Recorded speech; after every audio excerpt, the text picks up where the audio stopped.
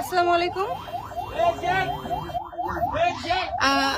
আমার কথা হচ্ছে, আমি শুরু থেকেই রাজনীতি পছন্দ করি না।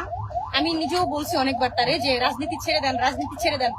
রাজনীতি আসলে, রাজনীতিতে যে উপকারের বদলে, মানুষের উপকারের বদলে অপকার বেশি হয়। হ্যাঁ, তাহলে সেই ক্ষেত্রে আলোমতো ঘোষণা দিচ্ছে সে রাজনীতি ছেড়ে দিচ্ছে। রাজনীতি ছেড়ে দিয়ে কি তার ভালোভাবে জীবনযাপন করার কোনো অধিকার নেই? বলেন, এটা কোনো কথা? আজকে তার পুরা শরীরে স্কেল দিয়ে হাত কেটে পার মধ্যে বাইরে এই হাত কেটে, মানে কেমন অবস্থা? এটা কোনো কথা? এটা কি, এটা কেমন দেশে আমরা বাস করতেছি? এটা বলেন, কোনো মানুষের যদি নিরাপত্তা না থাকে, আজকে তারে মহানগর না কোথায় আফতাবনগরের মতো একটা জায়গায় যদি এইভাবে হামলা করে, কোনো জায়গা তারা বাদ রাখে নাই। দেখেন এই যে হাত কি করছে, দেখেন বাইরে ভেঙে ফেলতে চাইছে। তাহলে কোন দেশে আমরা বসবাস করি? কিভাবে আমরা ঘুমাবো নিশ্চিন্তে? বলেন, কিভাবে আমরা নিশ্চিন্তে ঘুমাই?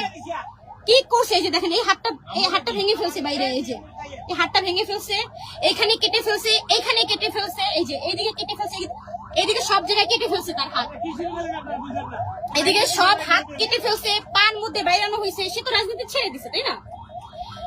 অতীতে যা করছে সব বাদ দিয়ে সে এখন স্বাভাবিকভাবে জীবনযাপন করতে চাচ্ছে, কিন্তু না, করা যাচ্ছে না। অতীতেও যেমন তার উপরে হামলা করছে, এখনো হামলা করতেছে, হাত কেটে রাখে নাই।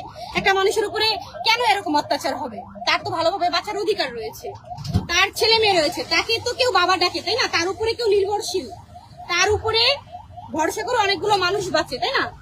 তার সংসার রয়েছে, তাহলে তার উপরে কেন হামলা করা হবে? কেন হামলা করা হবে?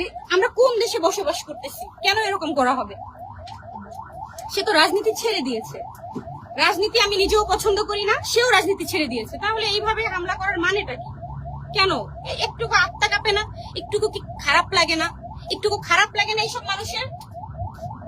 দেখেন হাতগুলো কিভাবে ভেঙে ফেলছে, দুইটা হাতই ভেঙে ফেলছে, হাতগুলো কেটে ফেলছে, পার মধ্যে বাইরানো হয়েছে। এগুলো কি, কিভাবে পারে এগুলা? এই কোন সন্ত্রাসী এগুলা? সবাই